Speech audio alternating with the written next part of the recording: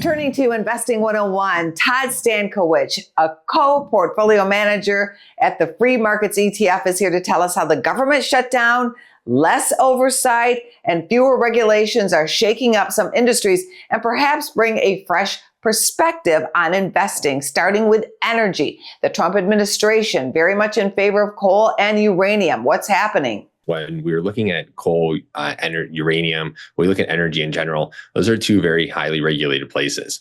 What's happening as a whole is that we've seen a big push towards deregulation. So we've seen the government bring down regulatory barriers in a lot of spaces. Coal's one of those spaces, and uranium is one of those spaces that we've seen this. So what's happening is when we have a government shutdown, a lot of these organizations aren't really running. And what's happening is that companies that have or are burdened more by regulation ultimately are going to have a tougher time operating in the status quo. So where deregulatory initiatives have come down and lowered barriers to operations, right? We expect those companies to be operating more at like their status quo environment than what we would see in an environment where they were hampered by or burdened by more regulation. The Genius Act signed by the president paves the way for stable coins and sets up less regulation on crypto.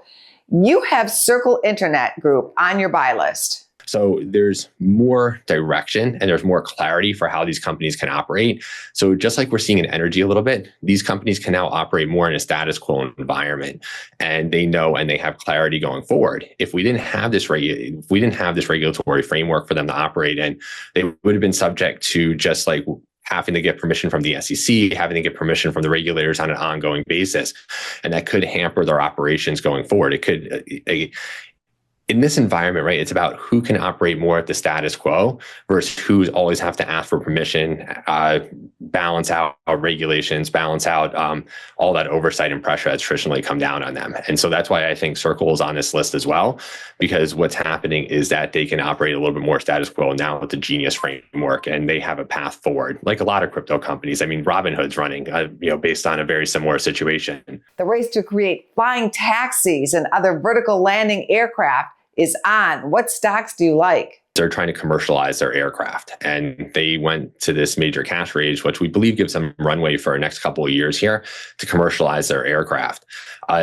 Both of these companies, Archer and Joby, have been hampered by FAA regulations and a lot of government oversight, and it's been causing a lot of challenges for them.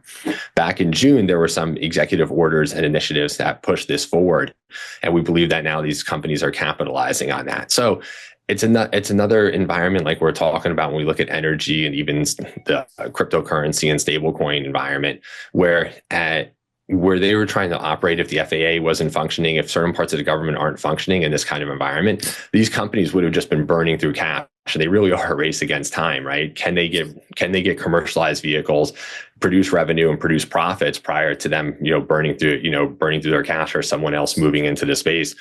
And so we are thinking that in this environment, given the clarity they have, bringing down this FAA oversight and regulation, they have a clearer and more direct pathway. And with this deregulatory environment, that it's not going to hamper them the way it would have been maybe even 3, 4, 5 months ago. Thank you, Todd, for your time today. No, thank you so much. I appreciate it.